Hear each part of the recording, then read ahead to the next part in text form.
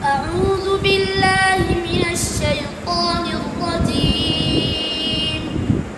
بسم الله الرحمن الرحيم.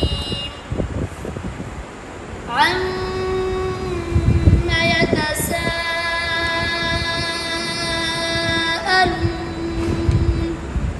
عن النبأ العظيم الذي هم فيه مختلفون.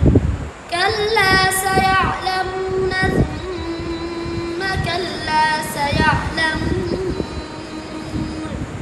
ألم نجعل الأرض مهادا والجبال أوتادا وخلقناكم أزواجا وجعلنا نومكم سباتا وجعلنا الليل لباسا وجعلنا النهار معاشا وبنينا فوقكم سبعا شدادا وجعلنا سراجا وهاجا وأنزلنا من المعصرات ماء ثجاجا لنخرج به حبا ونباتا وجنات ألفافا. إن يوم الفصل كان ميقاتا يوم ينفخ في الصور فتأتون أفواجا وفتحت السماء فكانت أبوابا وسيرت الجبال فكانت سرابا.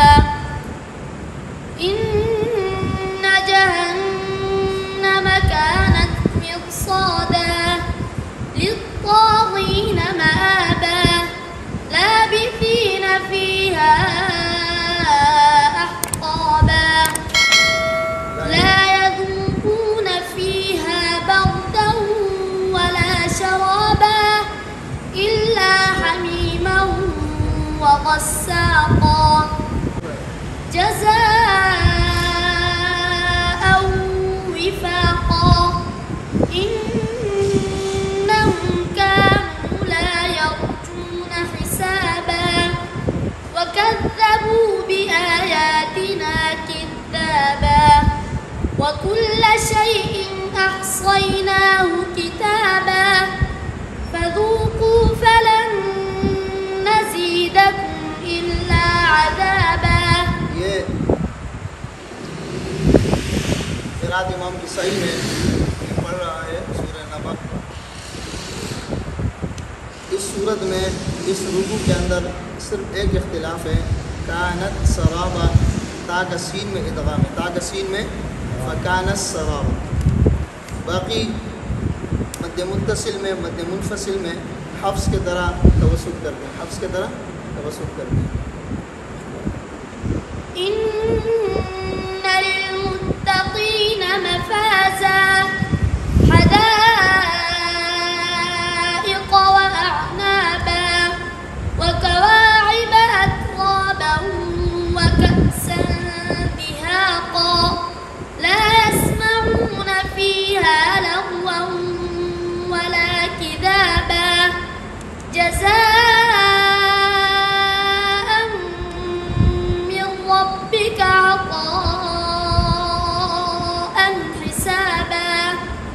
رب السماوات والأرض وما بينهما الرحمن لا يملكون منه خطابا. يوم يقوم الروح والملائكة صفا لا يتكلمون إلا من أذن له الرحمن وقال صوابا. ذلك اليوم الحق فمن شاء اتخذ إلى ربه مآبا. إنا أنذرناكم عذابا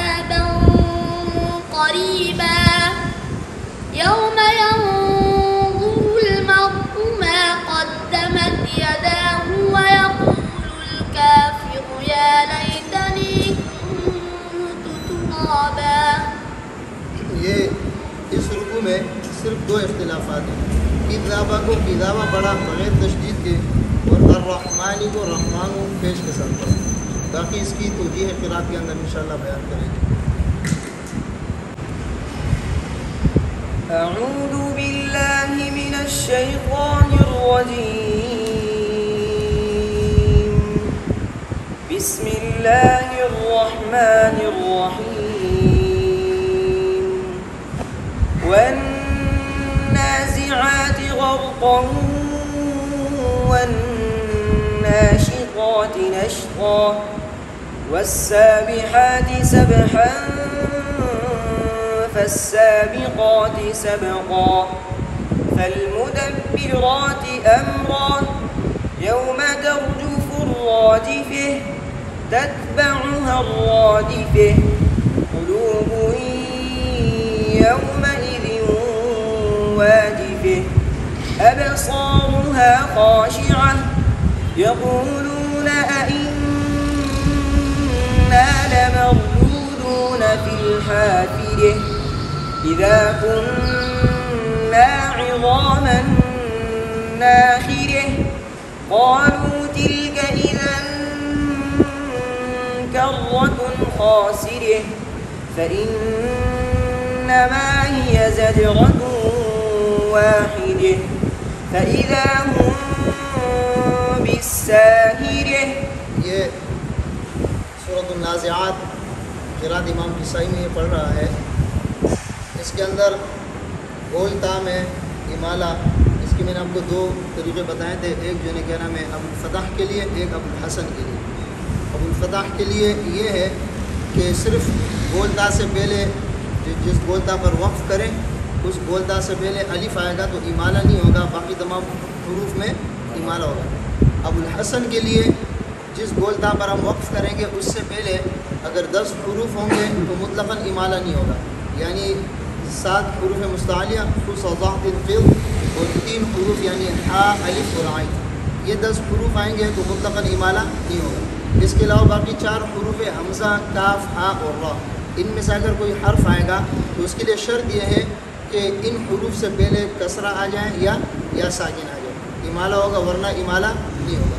تو آپ نے دیکھا انہوں نے جو ہے کیا نام ہے راجفہ کے اندر امالہ کیا. راجفہ میں امالہ تو دونوں کے لیے ہے, ابو الحسن کے لیے بھی ابو الفتح کے لیے بھی. اسی طرح راجفہ میں یہاں پر بھی, واجفہ میں بھی, اور خاشعہ کے اندر جو ہے نا کیا نام ہے ابو الحسن کے لیے امالہ نہیں ہے اور ابو الفتح کے لیے امالہ ہے. اسی طرح نخیرہ کو ناخیرہ یعنی اس میں فاعل کے صیغے کے ساتھ پڑھا ہے, صحیح ہے.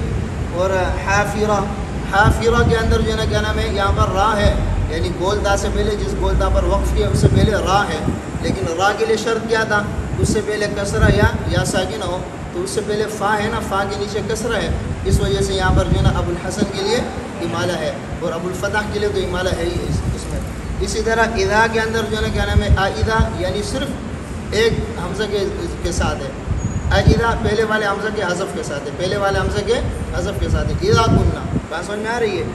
اسی طرح خاصرہ کے اندر بھی جو ہے نا کیا نام ہے ابو الفتح کے لیے تو امالہ ہے, لیکن ابو الحسن کے لیے بھی یہاں پر امالہ ہے. اس کی وجہ کیا ہے کہ گولتا سے پہلے را ہے, لیکن را سے پہلے سین کے نیچے کسرہ ہے, سین کے نیچے کیا ہے کسرہ ہے, اس وجہ سے یہاں پر جو ہے نا ابو الحسن کے لیے بھی امالہ ہے.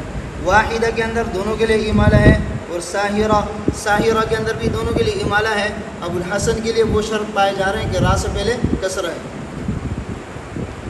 هل أتاك حديث موسى إذ ناداه ربه بالواد المقدس طوى اذهب إلى فرعون إنه طغى فقل هل لك إلى أن تزكى وأهديك إلى ربك فتخشى فأريه الآية الكبرى فكذب وعصى ثم أدبر يسعى فحشر فنادى فقال أنا ربكم الأعلى فأخذه الله نكال الآخرة والأولى إن في ذلك لعبرة لمن شے حل اتے کا یہاں پر جو ہے نا اتے کے اندر امالہ یہ بھی دونوں راویوں کے لیے ہے، موسیٰ کے اندر بھی امالہ دونوں راویوں کے لیے ہے، اذ نادیہ یہاں پر بھی امالہ دونوں راویوں کے لیے ہے۔ توے کے اندر اگر وقف کریں گے تو امالہ ہے، وقف نہیں کریں گے تو توا نید ہاب پڑھیں گے۔ کس طرح پڑھیں گے؟ توا نید ہاب۔ بات سمجھ میں آ رہی ہے؟ اصل میں تنوین ہے نا، تو اس کے اندر جو ہے نا کیا نام ہے تنوین میں نون ساکن ہوتا ہے، آگے جو ہے نا اذهب کے اندر حمزہ وصلی ہے، تو حمزہ وصلی جب گر گیا تو دال بھی ساکن ہے اور تنوین کے اندر نون ساکن ہے۔ جب دو ساکن جمع ہوئے، ہم نے آپ کو اجتماعی ساکنین کا قاعدہ پڑھایا تھا، اجتماعی ساکنین کے قاعدے کے اندر پہلی 3 صورتیں نہیں پائی جاتی ہے علی غیر حدی میں، پہلی 3 صورتیں نہیں ہیں، تو چوتھی صورت کیا ہے کہ کسرہ دیں گے، چوتھی صورت کیا ہے کسرہ دیں گے۔ تو توا نیدھب یہ جو کیا نام ہے توون کے اندر جو توون واو دو زبر ون، اس کے اندر نون ساکن ہے، واو نون زبر ون، اس نون ساکن کو زیر دیتے ہیں، اس نون ساکن کو زیر دیتے ہیں۔ عموماً اس کو نون قطنی کہتے ہیں۔ کیا کہتے ہیں؟ نون قطنی سے یہ جو ہے نا معروف ہے۔ بات سمجھ میں آ رہی ہے؟ تو ملا کر پڑھنے کی صورت میں ادھر امالہ نہیں ہوگا، تو نیدھب ہوگا، وقف کریں گے تو وہ امالہ ہوگا۔ اسی طرح توغے کے اندر امالہ ہے،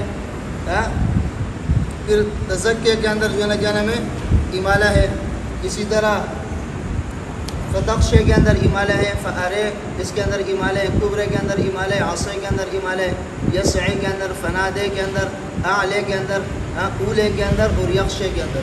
یہ تمام امالے تمام راوی دونوں راویوں کے لیے ہیں۔ اس کے لیے ہیں دونوں راوی۔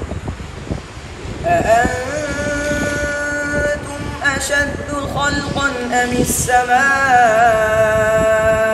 بنيها رفع سمكها فسويها وأغطش ليلها وأخرج ضحيها والأرض بعد ذلك دحيها أخرج منها ماءها ومرعيها والجبال أرسيها متاعا لكم ولأنعامكم فإذا جاءت الطامة الكبرى يوم يتذكر الإنسان ما سعى وبرزت الجحيم لمن يرى فأما من طغى وآثر الحياة الدنيا فإن الجحيم هي المأوى وأما من خاف مقام ربه ونهى النفس عن الهوى فإن الجنة هي المأوى يسألونك عن الساعة أيان مرساها فيما أنت من ذكرها إلى ربك منتهيها إنما أنت منذر من يخشاها كأنهم يوم يرونها لم يلبثوا إلا عشية أو ضحيها بنيها میں امالہ فسویہا ضحیہا دحیہا مرعیہا ارسیہا کبرے اور ما سعے لمن یرے من طغى دنیا مقوے عن الہوے مقوے۔ یہ مقوے میں حمزہ جو ہے نا کیا نام ہے اس میں تبدیلی نہیں ہے، حمزہ میں تبدیلی حمزہ اسی طرح پڑھیں گے۔ سمجھ میں آ رہی ہے بات؟ مرسیہا من ذکرہا منتہیہا اور من یخشیہا او ضحیہا یہ تمام امالے، بلکہ اس صورت میں جتنے بھی اختلافات تھے تمام کے تمام اختلافات دونوں راوی اس پر متفق ہیں، دونوں راوی اس پر کیا ہے متفق ہے۔ اچھا دوسری بات آپ کو میں نے سورہ نبا کے اندر بتایا کہ سورۃ النبا پڑھیں گے، نبا نہیں پڑھیں گے۔ سمجھ میں آ رہی ہے؟ تو یہ حفظ کے لیے بھی عند الوقف جو ہے نا حمزہ میں تغیر نہیں ہے، اسی طرح قرات کسائی کے لیے بھی عند الوقف حمزہ میں تغیر نہیں ہے۔ بات سمجھ میں آ رہی ہے؟